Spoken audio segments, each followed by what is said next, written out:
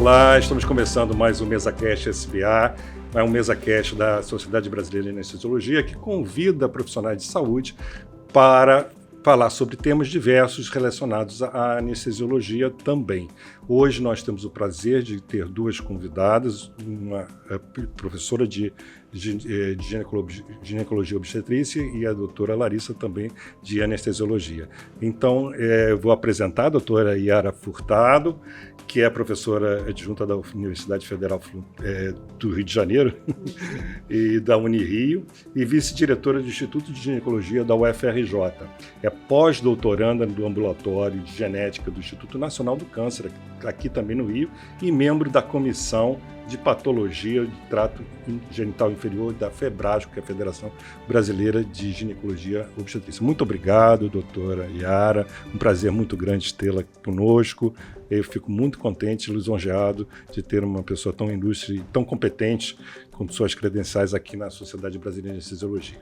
E também a nossa ilustríssima colega do Distrito Federal, doutora Larissa Gouveia Moreira, médica anestesiologista da Maternidade Brasília, instrutora e corresponsável da anestesiologia do Hospital de Base do Distrito Federal e diretora administrativa da Sociedade de Anestesia do Distrito Federal, que temos muito orgulho, além de presidente do Comitê de Obstetrícia da SBA. Então, estão aqui mais gabaritado impossível para se discutir esse assunto. Eu sou Luiz Antônio dos Santos Diego, diretor-presidente da Sociedade Brasileira de Anestesiologia, e o objetivo desse MesaCast é que você, público em geral, conheça um pouquinho mais da nossa especialidade, do que nós fazemos e possa, assim, compartilhar logo o que nós estamos propondo para vocês de qualidade, de ciência dentro da anestesia e no momento, nesse nosso episódio da ginecologia e obstetrícia. Ok? Então eu dou a palavra inicialmente à nossa convidada, a doutora Yara, para suas palavras iniciais. Olá a todos, obrigada pelo convite. Lisonjeada estou eu de estar aqui na SBA, participando desse MesaCast. Quando fui convidada, eu não sabia desse MesaCast, estou achando lindíssimo a iniciativa da sociedade. Vou dar até a sugestão para a nossa sociedade também fazer esse tipo de abordagem. A gente tem podcast, mas é mais para o público realmente médico.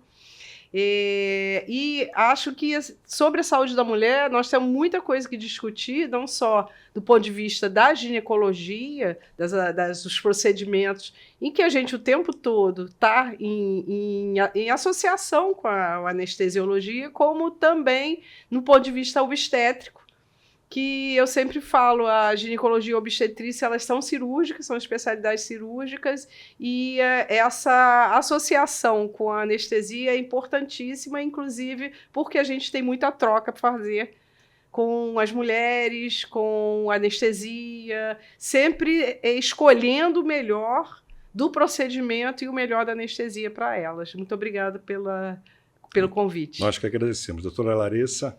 Também me sinto super lisonjeada, agradecida por estar aqui presente, com a doutora Yara, que é super gabaritada, com o doutor Diego.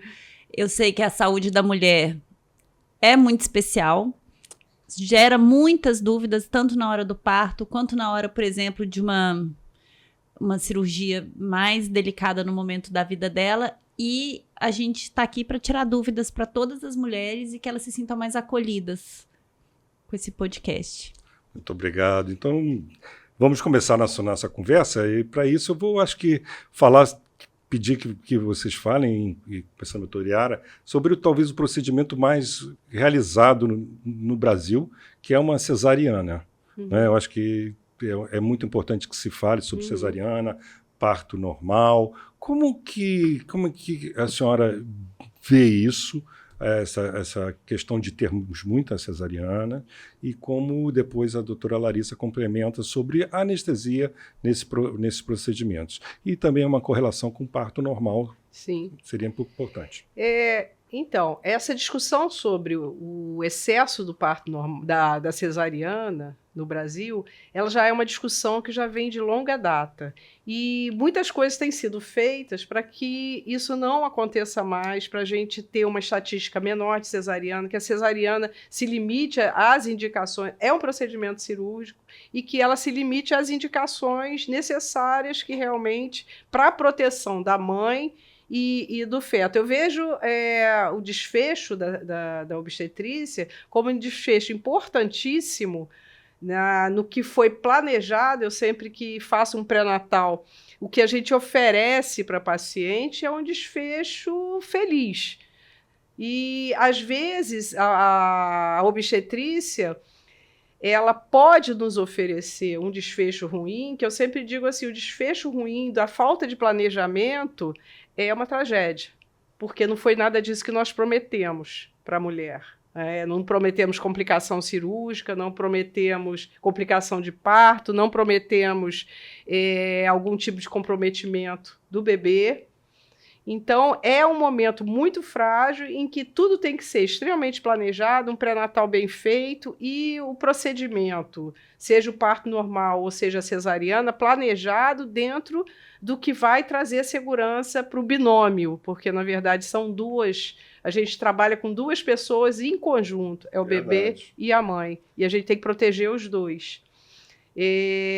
Eu acho que a questão da cesariana ela vem melhorando, o serviço público vem mostrando para as mulheres que o parto normal é o ideal para elas, e elas veem até pela agora uma cultura do parto humanizado que eu tenho visto aumentar, as mulheres com o olhar do parto normal não ser uma coisa perigosa, não ser uma coisa ruim para ela, ser uma coisa benéfica para os dois, para ela e para o bebê. E eu acho que uma coisa muito bonita que aconteceu entre a obstetrícia e a anestesiologia foi exatamente a gente poder dar conforto para a mulher na hora do parto, se assim ela desejar. Se ela não desejar anestesia, ela tem que ser respeitada, mas se ela desejar que aquele momento não seja doloroso, que ela tenha o conforto da anestesia. E eu vejo, eu estava até conversando com a Larissa antes, que eu vejo que a anestesia cada vez ela está crescendo mais nesse ponto. Hoje eu vejo as mulheres anestesiadas durante o trabalho de parto, quando ela optou pela anestesia, em pé, andando.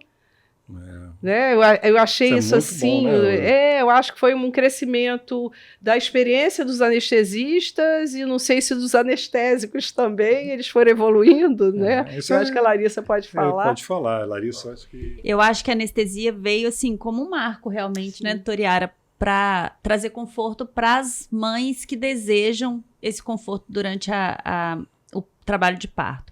Realmente, eu acho que é um fator decisório para reduzir a taxa de cesariana, porque a gente sabe que muitas mães resolvem que estavam tentando parto normal, depois optam pela cesariana, porque dói e dói muito. E eu acho que a anestesia, ela veio se melhorando com certeza. Então, 2005 para cá foi um marco na analgesia de parto, porque a gente descobriu uma forma de fazer anestesia que é muito segura, tanto para a mãe quanto para o bebê. Então, não vai passar anestesia para o bebê, não vai atrapalhar o trabalho de parto, prolongar o trabalho de parto, ou fazer a mãe ficar deitada sem conseguir fazer força. Então, é um procedimento extremamente seguro hoje para a mãe e para o bebê, e que ajuda a não converter um parto que está evoluindo bem para um parto cesariana, porque a paciente está com dor. Você não pode ter procedimentos num parto que vire uma forma iatrogênica de indicar uma cesariana. Eu fiz um procedimento para aliviar e tive que fazer uma cesariana porque o parto não evoluiu. E eu não vejo mais isso hoje, Larissa. Eu vejo, pelo contrário, a anestesia está trazendo conforto e está fazendo com que as mulheres optem pela parto normal. Tem algumas que não querem anestesia, mas assim, quem quer anestesia se sente extremamente confortável e tem boas lembranças. Eu não sei se o nosso público sabe o que é atrogênico. Iatrogênico. Eu acho bom, talvez, esclarecer, né? Um público é importante isso. A medicina sempre tenta fazer o melhor possível. Mas, às vezes, podem ter complicações. As intervenções, né? As intervenções podem ter complicações. Foi isso que a doutora Yara se referiu, quando essa palavra iatrogênese se refere. Então, eu acho muito importante a senhora tocar nesse assunto, porque essa relação com a paciente, a parturiente, com o obstetra, com o anestesiologista também, e com o pediatra que está aqui, né, que não está aqui, mas nesse momento, mas também é importante, que vai ser, como a mesma senhora falou, são duas pessoas, né? Num conjunto, né? Um conjunto, um binômio. Então, tem que ser discutido isso previamente para que o melhor seja feito com qualidade e segurança. Então, a qualidade e segurança implica, hoje em dia, o fato de você ter uma analgesia não quer dizer que isso não seja natural. Sim. Não é verdade? Eu acho que você pode falar até um pouco sobre isso. E né? o que eu vejo que é muito importante é as pacientes buscarem ter informação antes. Então, às vezes, ela não quer nem pensar em fazer analgesia de parto. E tudo bem. Só que ela só vai ter essa certeza mesmo no momento do parto. Então, porque o que vai definir se ela quer analgesia ou não é a dor. Então, que ela só vai viver naquele momento. Então, eu acho super importante buscar informação dos possíveis riscos, de tudo que pode acontecer, até porque a gente tem que lembrar que a segurança é da mãe e do bebê, mas a gente tem que entender que o momento do parto é um grande evento na família. Então, o pai está presente, às vezes os avós, o fotógrafo, a doula, a enfermeira obstétrica, tem várias pessoas ali no dia do parto. E imagina, se cada uma der a sua opinião para aquela paciente que não tem nenhuma informação, o poder decisório dela no momento do parto está completamente entregue a outras pessoas, que às vezes é uma coisa que ela não tinha planejado. Então, é importante ela saber o que é analgesia, o que pode acontecer com ela, para que no momento ela tome a decisão com propriedade. Muito bem, isso daí é importante.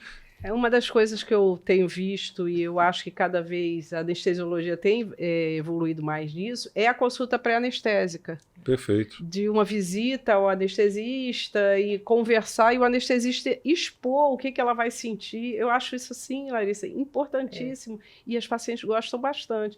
Porque, assim, a população tem medo da anestesia. E eu, às vezes, brinco. Então, a gente faz... Às vezes, é uma cirurgia grande. Eu falo, então, a gente vai fazer sem anestesia. Eu brinco. Ela, não. Mas eu tenho medo. Eu não quero anestesia, mas eu tenho medo. Então, essa abordagem anterior à cirurgia, do anestesista ver os exames... Sim. Explicar a paciente, porque às vezes a anestesista, a Fátima, aqui do Rio, que faz para mim, às vezes ela olha os exames e fala, Yara, eu gostaria de pedir um exame a mais, que essa paciente tem um histórico, né, de uma anestesia anterior, que aconteceu isso assim, eu acho que eu vou pedir um complemento, e eu acho assim, é uma troca e me deixa muito segura essa consulta pré-anestésica, que tem sido adotada de uns anos para cá. Foi bom tocar nesse assunto, doutora, que a resolução 2174 do Conselho Federal de Medicina tem a consulta pré-anestésica como extremamente desejável que seja feita. E é muito importante. Agora, assim, o parto normal, vamos supor, quis o parto normal, mas em que momento foi para cesariana? Por quê? Quais são os momentos assim, mais importantes? Como que é essa relação entre o parto normal, passando para a cesariana, ou, se for o caso, até mesmo a cesariana eletiva? Como é que... Quais são os... Assim... Então, em que momento a gente muda... Eu falo assim, muda a saída do bebê. Ele não vai sair mais de parto normal, né? A gente vai mudar... Bem colocado isso. A gente vai mudar a né? direção, exatamente, mudar a saída. A gente pode ou entrada, né? Pode ser entrada no mundo também, entrada né? Entrada no mundo, exatamente. Ele é reconhecido aqui fora, né? Ele exatamente. vê a luz, né? Exatamente. Então, em que momento?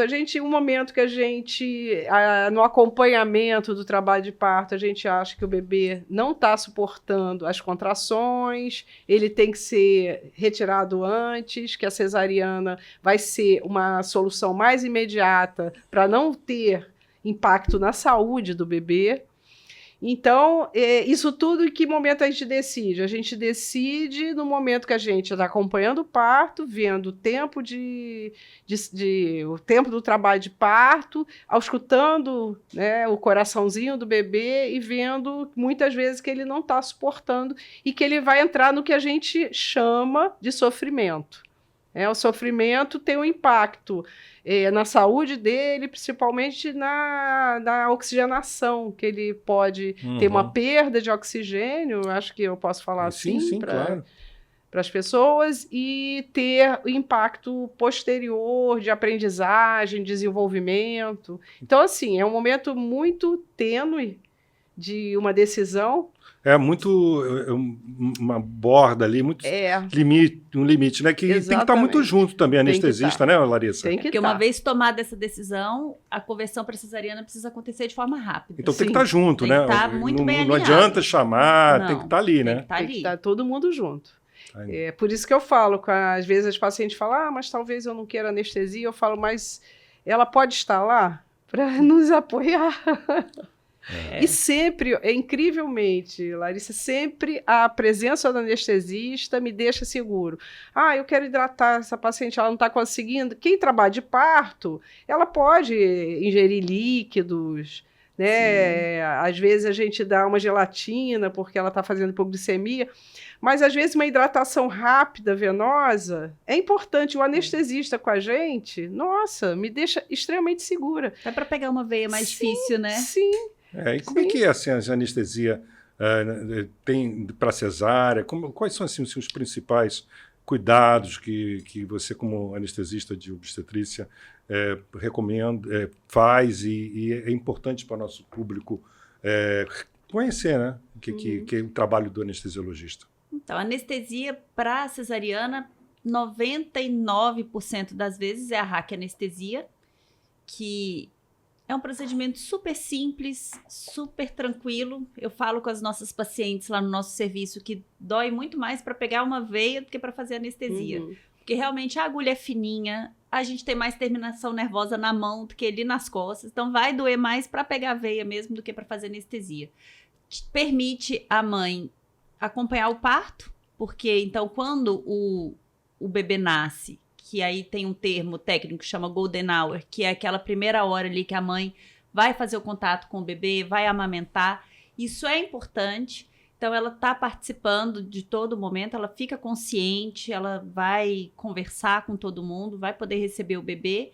Ela fica anestesiada da cintura para baixo. Então, a gente fala que a técnica é a mesma para analgesia de parto e para cesariana. As duas podem ser feitas com RAC anestesia, que é essa anestesia das costas.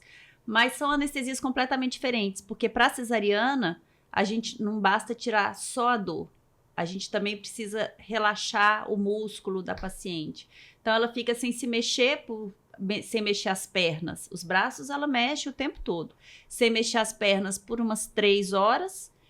Depois ela recupera e vida normal para cuidar do bebê. Então é uma anestesia muito segura. Muita gente ainda fala de peridural também. Existe uma diferença, mas hoje praticamente é a RAC anestesia, a grande maioria das vezes. Mudou, né? Mudou por causa da agulha, do tipo da agulha descartável, a baixíssimo índice de complicações, né?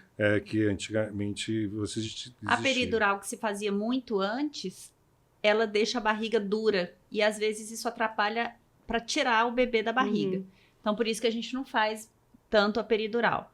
Quando que a gente pode fazer peridural? Aí são situações muito específicas. Paciente que tem algum problema no coração ou então já estava fazendo uma analgesia e precisou virar cesariana. E a anestesia geral, que é aquela anestesia que a paciente dorme, perde a consciência e vai dormir durante o procedimento. A gente faz em situações ou que a paciente não está coagulando bem o sangue, ou então em situações de extrema emergência.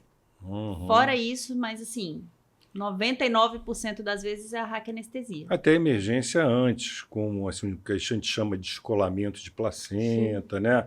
Como algumas coisas que acontecem antes, às vezes não dá tempo. É importante também relatar jejum, etc., porque a anestesia geral tem esses seus E peculiaridades. até hoje, antes, aquelas situações assim que tem que fazer anestesia geral, já mudou. Mudou um pouco. Né? Então, porque num serviço que tem a maternidade, você tem anestesistas obstétricos, né? Aqueles anestesistas que fazem cesariana todo dia, às vezes é mais rápido fazer uma RAC do que fazer uma anestesia geral. Eu percebo isso. Então, hoje a gente está fazendo mais anestesia RAC, inclusive para essas situações de emergência. Já mudou bastante. Isso daí é importante. Bom, assim, eu acho que falamos um pouquinho de obstetrícia, né? Mas a mulher tem muito mais do que isso, Sim, né? Muito mais, né? Então vamos agora por uma outra faixa etária, vamos assim dizer. Uma coisa que também nós nos preocupamos muito, né, aí já na ginecologia, com outros tipos de cirurgia. Eu gostaria que a doutora Yara falasse assim, o que é mais comum, o que ocorre na ginecologia, como miomas, outros tipos de abordagem, e como é que isso também, a anestesiologia é importante, tá? Então, como a anestesia mudou bastante, a gente estendeu a RAC para a ginecologia também. E eu ainda vi algumas peridurais serem feitas. E hoje a gente, lá na maternidade na ginecologia da UFRJ, a gente não tem nem mais agulha de peridural, a gente só tem agulha de RAC, bandeja descartável de RAC, que já vem tudo preparadinho, é maravilhosa aquela bandeja. E assim, eu vi a anestesia mudar para obstetrícia e vi a anestesia mudar para ginecologia. Assim, eu dentro da UFRJ, eu trabalho mais com doença de colo uterino e eu vejo a RAC funcionar brilhantemente. A Fátima, doutora Fátima, defende um pouquinho a abordagem do colo uterino, que são procedimentos mais curtinhos, né? Com a anestesia geral. Né, com sedação, né? Com sedação. Possivelmente propofol, uso de um anestésico. Sim, ela usa, exatamente.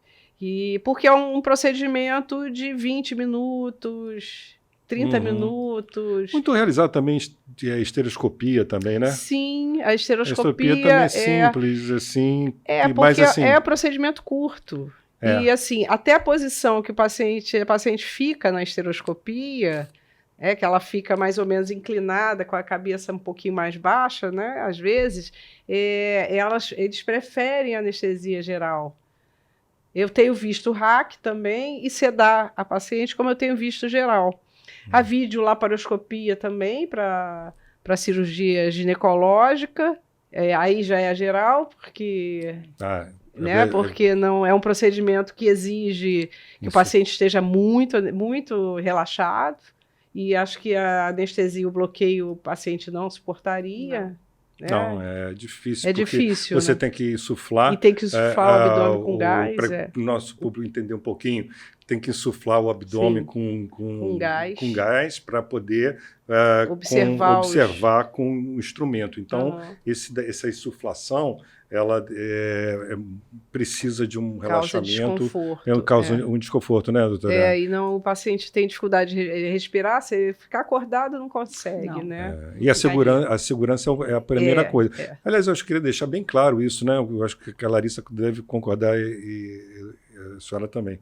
Assim, tanto a sedação quanto a RAC são muito simples, muito seguras, com anestesiologistas e presentes o tempo todo. Porque são procedimentos que, como a doutora Larissa falou, você fica sem mexer as pernas, e não só mexer as pernas, não só o relaxamento. Isso interfere também na circulação, interfere até no abdômen relaxado, por causa da cesárea, né, que a gente falou, de ter que deslocar, às vezes, o bebê com a mão, né, com aparelhos. Né? Isso é muito importante deixar claro. E a sedação também. Por isso tem que ter profissionais competentes, treinados para isso, né, doutora? Eu vejo os pacientes têm muito medo da anestesia geral. Quando a gente fala, eu vou fazer uma estereoscopia e você vai ter que ser geral. Aí a paciente fica muito assustada. E a consulta pré-anestésica tira esse medo. Eu queria que você falasse um pouquinho. A consulta pré-anestésica, assim, foi, eu acho que um marco na anestesia, porque deixa a paciente... Primeiro que permite que o anestesista conheça a paciente que ela vai anestesiar. Então, se tiver qualquer remédio que ela tome e precise suspender, ou qual remédio que ela vai continuar e vai poder tomar no dia da cirurgia, porque muitas pacientes acham que porque tem que fazer o jejum, não pode tomar nenhum remédio. E é importante que alguns remédios ela tome e ela vai ser orientada na consulta pré-anestésica. E também, e principalmente até, a paciente consegue entender o que vai acontecer com ela no dia da cirurgia. Ela às vezes perde o medo, ou pelo menos, não sei se perde, mas diminui bastante o medo, ela vai com muito mais segurança. Isso diminui até quantidade de náusea e vômito no pós-operatório quando ela chega menos ansiosa para fazer a cirurgia. Então, mantém a pressão arterial dela mais estável. Então, é tudo melhor. E o doutor Diego falou uma coisa importantíssima. A monitorização da paciente é feita pelo anestesista e ele acompanha durante todo o procedimento. Então, acaba sendo seguro por conta disso. No nosso serviço, a gente faz também as esteroscopias, as cirurgias de colo, muitas vezes com sedação, a não ser que vá tirar um mioma, por exemplo, para esteroscopia, a gente prefere fazer a RAC, mas e mesmo quando a gente faz a RAC, a paciente, quando são cirurgias curtas e ela tem condição clínica, ela vai embora no mesmo dia, come, precisa urinar antes de ir embora e depois está liberada para ir embora para casa. Então, são cirurgias que, enfim, muito rápidas e muito tranquilas. Você falou uma coisa importante, você vai embora para casa e tudo, então eu queria saber, cirurgias assim, um pouco maiores, né, como essas, como é que é a questão do acompanhamento no perioperatório? Já falamos da consulta pré-anestésica, agora falamos do controle de dor e do cuidado no pós-operatório. Como é que é feito na UFRJ, como é na sua prática clínica, como é que é essa relação com a anestesia em relação à dor? Então, hoje em dia se usa muito fazer o analgésico na própria RAC, anestesia, que se usa o opiáceo, né, a morfina, junto com o anestésico já injeta, a gente faz na universidade, a gente faz na clínica privada. Eu vejo os pacientes com muito conforto, mesmo em cirurgia aberta, que é a cirurgia convencional, que as cirurgias de vídeo, elas são com pós-operatório muito mais confortável, porque você invadiu pouco, a gente chama de cirurgias minimamente invasivas. Mas tem ainda indicação de cirurgia aberta, as cirurgias grandes, elas têm que ser abertas. Mas eu vejo que com essa analgesia do pós-operatório, e os anestesistas acompanhando, porque os anestesistas acompanham o pós-operatório, porque, na verdade, né, Larissa, a anestesia não acabou quando o paciente saiu da sala. Não. Isso aí, Larissa. Você tem complicações, né? Com certeza. Lá no nosso serviço, nessas cirurgias maiores, por exemplo, endometriose, que não só tira o útero, ou às vezes nem tira, mas aí mexe na bexiga, mexe no intestino. São cirurgias grandes, demoradas. A gente faz, na verdade, em todas as cirurgias por vídeo, a gente tem um protocolo de fazer. As pacientes às vezes se assustam na consulta pré-anestésica quando a gente fala, são 3 procedimentos para anestesia. Porque além da anestesia geral, a gente faz a RAC e a gente faz o bloqueio periférico. Tudo dentro do nosso protocolo de recuperação rápida da paciente. Só para esclarecer um pouquinho. Doutora Yara, o que é endometriose? Então, a endometriose é uma doença. A gente tem o útero, que ele sangra todo mês, descamando uma parte dele que se chama endométrio. A endometriose, eu sempre falo, eu explico para o paciente assim, ose quer dizer fora do lugar. Então, endometriose quer dizer endométrio fora do lugar. Seria focos desse tecido que sangra no útero quando a gente menstrua, espalhados por todo o abdômen. Isso é muito, assim, uma doença assim, muito difícil para a mulher, né? Ela é benigna. É benigna, mas assim, dá um muito desconforto. difícil. E dói muito. Às vezes as pacientes já chegam para operar chegam com muita dor. E aí a gente toma tanto cuidado, porque esses procedimentos, tanto a RAC quanto um outro bloqueio que é feito com ultrassom, a gente associa os dois, que é para a paciente não sentir dor mesmo no pós-operatório.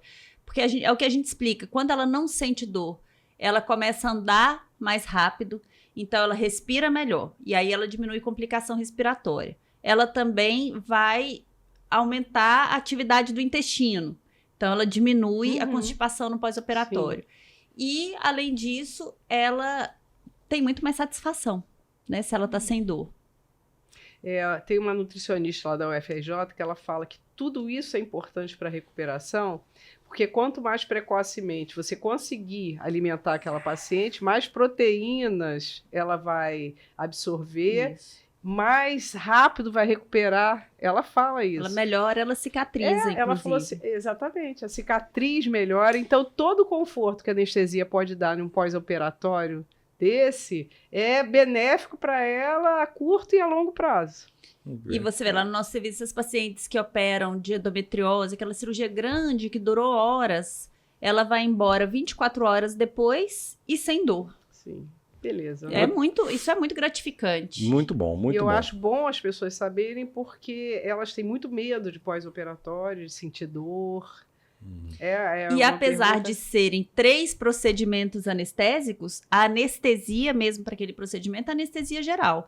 Eu falo que as outras é como se fosse um remédio que a gente está dando para tirar dor. Então são seguros, desde que feitos em mãos competentes, são procedimentos muito seguros. Bom, mas acho que o nosso público pode ver como melhorou isso, como nas últimas 2 décadas, né?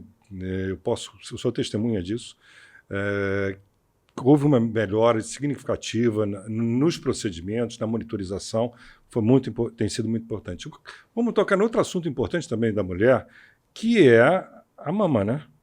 Então, é um assunto muito importante. Como a doutora Yara pode falar um pouquinho mais de mulheres que têm que fazer intervenções na mama, às vezes não estética, na maioria não estética. No seu caso, o ginecologista no meu caso, nunca é não é estética. Então, como é que é isso? E depois a doutora Larissa complementa.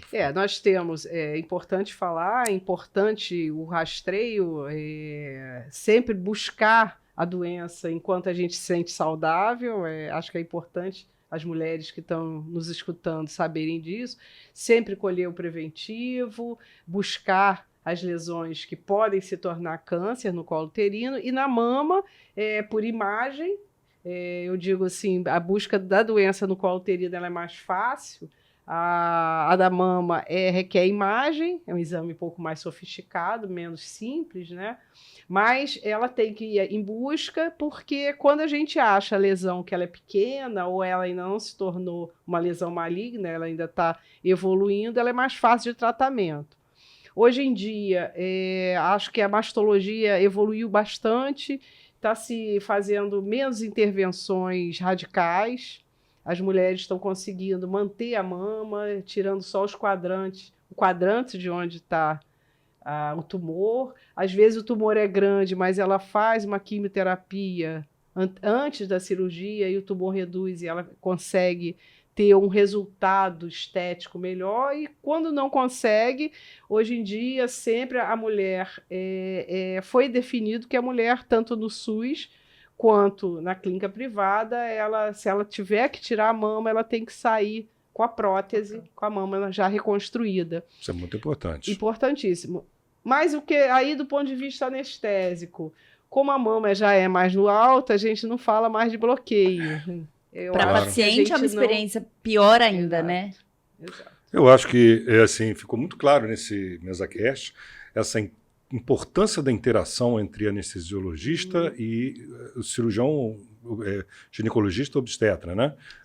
Tanto na obstetrícia como na ginecologista. A importância de estar juntos, de entender que é uma medicina perioperatória e que hoje se avançou muito na questão da analgesia, na questão de saber antes o que será feito. Existe essa possibilidade da parturiente e da mulher se informar. Hoje nós temos diversas maneiras de se informar nas mídias, mas assim, é importante que chegue ao médico que conhece e sabe o que está fazendo, porque também, às vezes, existem muitas coisas que se falam e que não são científicas, não são a prática assistencial, a melhor prática assistencial. Então, assim, um dos objetivos desse nosso MesaCast, trazendo aqui, é que se discuta e desperte, né? Nós traremos aqui bem breve também um oncologista para falar sobre a anestesia, oncologia, então todas as especialidades. Eu assim, aproveito para pedir, então, a doutora Yara e a doutora Larissa que façam suas considerações assim, finais. Nós estamos terminando esse nosso episódio, esse primeiro episódio de anestesia na mulher, que talvez no futuro tenhamos outro, que é muito complexo, né? Mas, assim, suas palavras finais sobre isso, essa oportunidade, e também depois da doutora Larissa. Eu gostaria só de finalizar falando que eu acho que o que a gente mais ganhou em termos de anestesia foi a interação, não só a evolução, mas a interação de nós, cirurgiões, com os anestesistas e a paciente. Eu acho que é uma troca importante e muitas vezes eu fico com uma ideia de fazer uma determinada anestesia, que quando a gente troca uma ideia com o anestesista, ele me explica, mas até onde você vai mexer? Qual a extensão dessa cirurgia? E a gente muda totalmente a ideia daquela anestesia e conversa com a paciente, que às vezes ela tem uma expectativa e depois da nossa interação, ela entende que a extensão daquela cirurgia vai requerer uma anestesia diferente da planejada antes da cirurgia, porque às vezes a gente, como cirurgião, planeja aquela anestesia, mas obviamente quem vai definir o anestesista. Então, eu acho que, acima de tudo, a gente tem que ter uma boa interação, um bom entendimento, e confiança. Não só o paciente tem que confiar na gente, como a gente tem que confiar na equipe. E também não podemos esquecer nossos colegas neonatologistas, que são muito importantes. A gente aqui não vai ter tempo hoje, nesse episódio, de tocar em neonatologia, em gestação de alto risco, que é muito importante também quando existem alguns problemas que podem ter intervenções fetais, que são também importantes com essa interação anestesista e coisa. Mas assim, muito obrigado, doutora Yara, por essa suas palavras de consideração com a anestesiologia. Doutora Larissa. Eu diria que não sei se há mais, mas a interação anestesia e obstetra e cirurgião ginecológico é uma das mais ricas, assim, porque na tomada de decisão precisa estar muito alinhado, precisa acontecer muito rápido e todo mundo se ajuda nesse momento. Então, é isso que a doutora Yara falou. Desde que a equipe confie uma na outra, a paciente também deve ser levada em consideração na hora do momento da decisão, mas que tudo aconteça de forma muito alinhada. E isso é extremamente importante para o pós-operatório dessa paciente, para o bebê e a mãe e toda a família saírem da maternidade felizes e com um bebê saudável. Então, eu acho que esse podcast foi super rico. Concordo que tem mais um monte de outras coisas para serem abordadas, mas eu acho que foi um esclarecimento que eu acho que a população vai gostar. Eu espero. Então, eu espero vocês. Eu termino esse podcast, mais uma vez agradecendo aos nossos convidados aqui e pedindo a todos vocês que compartilhem, que coloquem o dedo aí no like, né? Como todo mundo fala, a gente também faz a mesma coisa, que vocês compartilhem. Peço a vocês também que compartilhem nas instituições, porque isso é um material absolutamente didático que nós queremos para a população em geral, e o nosso único objetivo genuíno da Sociedade Brasileira de Anestesiologia é trazer informação de qualidade para você que está nos assistindo e que pode também compartilhar isso com seus familiares, que é muito importante. Muito obrigado e até o próximo episódio do MesaCast SBA.